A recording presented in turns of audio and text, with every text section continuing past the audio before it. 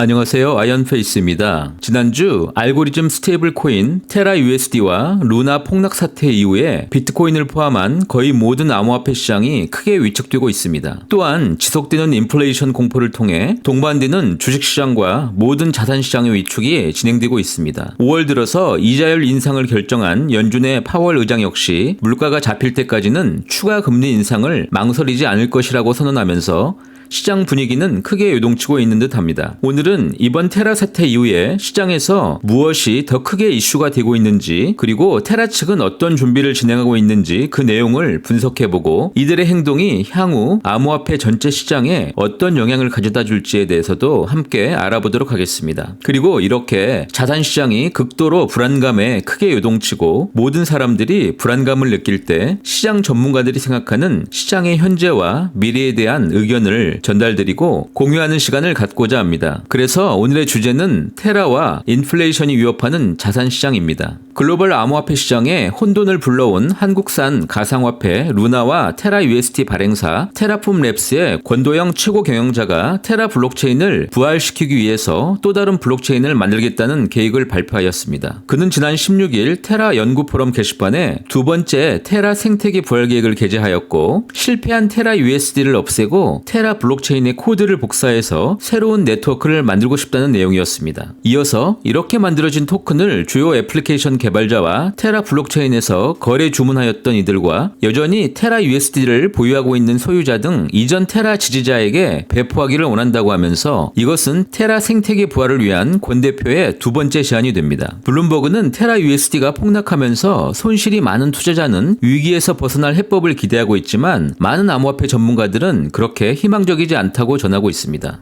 세계 최대 암호화폐 거래소이자 초기 테라 투자자인 바이낸스의 자우창펑 CEO는 트위터를 통해서 권 대표가 제안하는 블록체인의 복사인 포크, 즉 블록체인이 여러 갈래로 나뉘면서 새 버전이 생기는 것은 가치를 전혀 창출하지 않는다고 지적한 바 있습니다. 도치코인 개발자 빌리 마커스는 권 대표를 향해서 새로운 희생자를 더 이상 만들지 말고 영원히 이 시장을 떠나야 한다고 작심 발언을 하고 있고, 이더리움 창시자 비탈릭 부테린도 알고리즘 스테이블 코인이라는 말 자체가 허위 선전이고 20% 이자의 제공도 헛소리이며, 또한 고래로 불리는 큰손 투자자들이 아닌 소액 투자자들을 먼저 구제하는 방식으로 나가야 한다고 지적하고 있습니다. 모두 암호화폐 산업이 이번 일로 손상될 이미지 타격에 대해서 큰 우려를 표하고 있는 것으로 보입니다. 루나와 테라 가격이 최근 일주일 사이에 99% 넘게 폭락하면서 개미 투자자가 가장 큰 손실을 봤을 것이라는 추정이 나오는 가운데 창업자의 테라 생태계 부활 계획에 대한 투자자들은 분노를 감추지 못하고 있습니다. 테라 프로젝트는 비트코인 보유량 세계 7위를 자랑했지만 폭락을 막기에는 역부족이었던 것 같습니다. 테라 측의 남은 자산은 약 4천억 원 남짓으로 피해자 보상에는 한계가 불가피할 전망입니다. 테라의 블록체인 생태계를 지원하기 위한 루나 파운데이션 가드는 지난 16일 트위터를 통해서 현재 보유한 자산과 투자자 보호 방침을 밝혔는데요. 재단은 남은 자산을 사용해서 소액의 USD를 가진 투자자부터 보상하려 한다고 하였으며, 그 배분 방식은 현재 논의 중이며 곧 알리겠다고 밝혔습니다.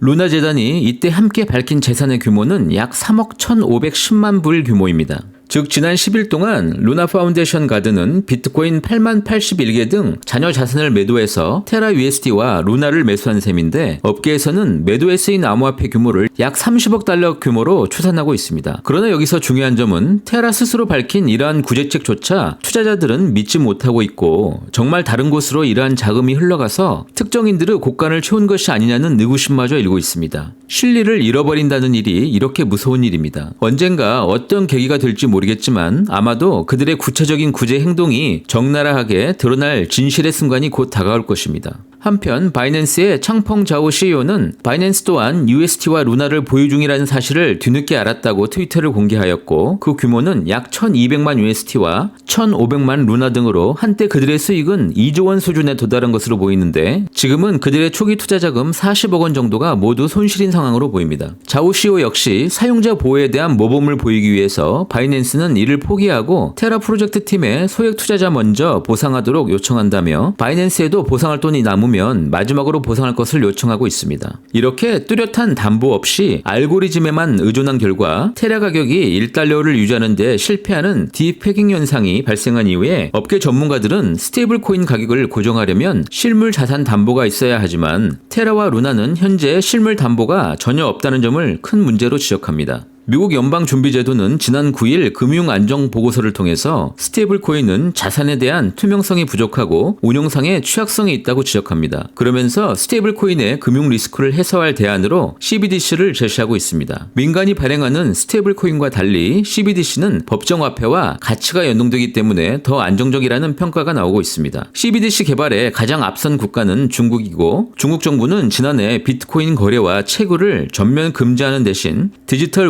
위안화를 공식 도입하였는데 CBDC에 다소 부정적이었던 미국 역시 최근 정부 차원에서 연구 개발에 착수한 것으로 보입니다. 최근 중국의 비트코인 채굴 해시레이트가 실제 0이 아니고 다시 채굴 2위 국가라는 통계가 나오기 시작하면서 현재 약 38% 수준의 채굴 해시레이트를 점유하고 있는 미국 정부도 중국이 그동안 통계를 숨기면서 에너지 낭비를 빌미로 비트코인 채굴을 원천 봉쇄한 것이 거짓이라는 사실이 드러나면서 CBDC에 대한 보다 더 빠른 진행이 가능할 것으로도 보입니다. 스테이블 코인에 대한 부정적인 여론이 확산되는 가운데 CBDC가 대안으로 자리매김할 수 있을지 관심이 모아집니다. 그러한 움직임의 결과로 스테이블 코인 규제 예상과 이로 인한 암호화폐 시장 변동성 해지를 위해서 비트코인을 포함한 단기성 물량의 매도 물량이 크게 증가하고 있고 비트코인은 하방 변동성이 크게 증가하고 있습니다. 또한 테라 루나 사태 이후에 테라 플랫폼 기반 암호화폐 하락과 일부 P2E 게임조차도 가격이 하락되어서 그들이 메인넷을 변경하는 등 테라 사태는 다양한 암호화폐 생태계에도 역시 부정적인 영향을 지속적으로 주고 있습니다. 무엇보다 테라 커뮤니티에 하드포크를 반대하는 입장과 또한 지원군을 규합하고 신규 코인 발행 의지를 보이고 있는 테라 랩스 측을 바라보는 것조차 각자의 입장에서 다양한 해석들이 쏟아지고 있습니다. 알고리즘 기반 스테이블 코인인 테라가 작동 불능 상태에 빠진 가운데 하드포크를 통해서 스테이블 코인이 없는 새로운 블록체인을 만들게 되면 기존 블록체인은 테라 클래식과 루나 클래식이 되고 새로운 체인은 테라와 토큰 루나가 됩니다. 하지만 더 블록은 사전 찬반 투표 진행 상황을 인용해서 권 CEO의 포크 제안에 대한 테라 커뮤니티가 단호히 반대하는 것으로 말하고 있고 대부분의 반응은 아무도 포크를 원하지 않는 것으로 분석하고 있습니다. 이번 찬반 투표는 테라 블록체인 포크 여부를 공식 결정하는 거버넌스 투표와는 상관이 없지만 테라 커뮤니티가 어느 쪽으로 기울고 있는지를 보여준다고 더 블록은 전하고 있습니다. 다만 권 대표 제안을 지지하는 회원들도 있고 테라폼 랩스와 루나를 보유한 큰손들의 움직임이 변수가 될 수가 있기 때문에 최종 투표 결과는 지켜봐야 한다는 전망이 제기됩니다. 권 CEO는 18일부터 일주일간 거버넌스 투표를 진행한다는 방침이고 여기서 과반수 동의를 얻으면 포크 제안은 통과됩니다.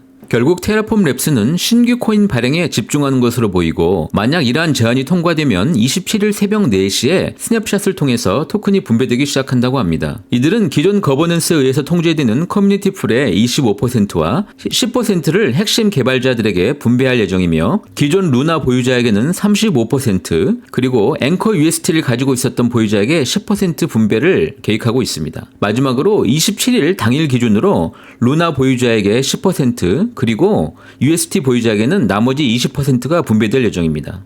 테라 사태는 이미 이를 통해 막대한 손실을 입은 힘없는 개인 투자자들이 존재하기에 현재 발생하고 있는 하드포크나 혹은 새로운 토큰 발행에 대해서 평가하거나 비난하기에는 아직은 이르다는 생각을 갖고 있습니다. 부디 어떤 방법으로든 손실을 입고 힘들어하는 개인 투자자들이 그들의 꿈이 다시 부활하기를 바랍니다. 다만 그동안 테라랩스와 그 대표가 보여주었던 언어와 행동들로 인해서 그들의 진정성을 믿을 수가 없고 지금 후 구제책이 진정으로 책임의식을 표현하는 것인지 아니면 차후 법적인 문제를 사전에 차단하는 자기 방어책인지에 대해서 많은 우려가 존재한다는 것은 주지의 사실입니다. 이미 한국 내 투자자들의 소송이 시작된 것으로 알고 있고 한국 검찰 또한 이에 대해서 분명히 조사가 시작될 것으로 보입니다. 이런 상황에서 단기간의 수익을 노리고 투자를 판단하는 것은 매우 위험한 일이 될 것입니다. 하루 전 5월 18일 수요일 미국 주식시장은 S&P 500 지수가 하루 4% 하락을 기록하게 되면서 2020년 6월 이후 일간 최대 하락을 연출하였습니다.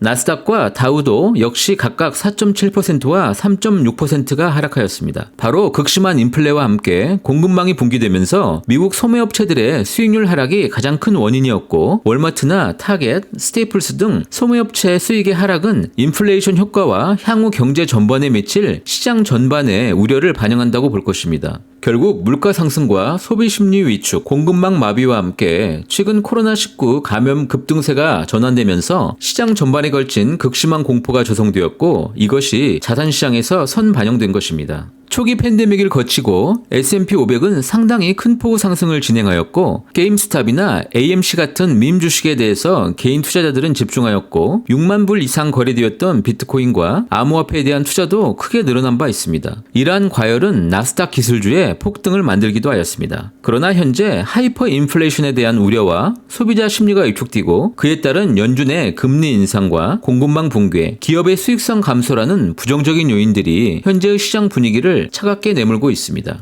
미국 속담에 따르면 시장은 종종 계단을 오르기도 하고 엘리베이터를 내리는데, 우리는 지금 엘리베이터를 타고 있다고 표현하고 있습니다. 골드만삭스의 애널리스트들은 미국 경제가 향후 24개월 동안 침체에 빠질 확률이 약 38%라고 추정하고 있고, 도이체방크도 경기 침체를 예상하면서 처음에는 보통 수준에서 현재는 좀 더 비관적으로 변할 것이라고 말하고 있습니다. 투자자 심리를 괴롭히는 다른 불확실성도 동시에 존재합니다. 우크라이나에서 러시아의 전쟁이 진행 중이며 인플레이션, 공급망 문제, 유가 변동을 악화시키고 전반적인 불안을 유발할 수 있습니다. 중국의 성장 둔화와 코로나19의 영향에 대한 우려도 불안에 일조하고 있습니다. 암호화폐 산업도 시장 움직임에서는 자유롭지 못합니다. 암호화폐를 소유한 사람들은 주식을 소유하는 경향이 크고, 이들은 자산군이 근본적으로 주식과 연결되어 있지 않더라도 미래에 대한 투자자 신뢰를 통해서 여전히 연결되어 있음을 의미합니다. 현금을 제외한 대부분의 자산군이 압박을 받고 있고, 여기에는 암호화폐 역시 포함됩니다. 팬데믹의 다른 시점에 비해서 삶이 더 정상적인 상태로 돌아감에 따라 특정 기업을 매력적으로 만들었던 일부 추세가 역전되고 있는 것입니다. 사람들은 현실 세계로 돌아감에 따라서 삶의 일부를 인터넷에 덜 의존하게 됩니다. 한동안 상황이 나쁠 수 있지만, 그러나 영원히 나쁘지는 않을 것입니다. 이상적으로 투자는 이길 수 있어야 하는 긴 게임이기 때문입니다. 2차 세계대전 이후에 약 80%의 기간 동안 S&P 500 지수는 12개월 내내 플러스 수익률을 기록한 바 있습니다. 오늘도 이렇게 저와 함께 해주셔서 진심으로 감사드립니다. 저는 다음에 더 좋은 내용으로 함께 할 수 있도록 노력하겠습니다. 감사합니다.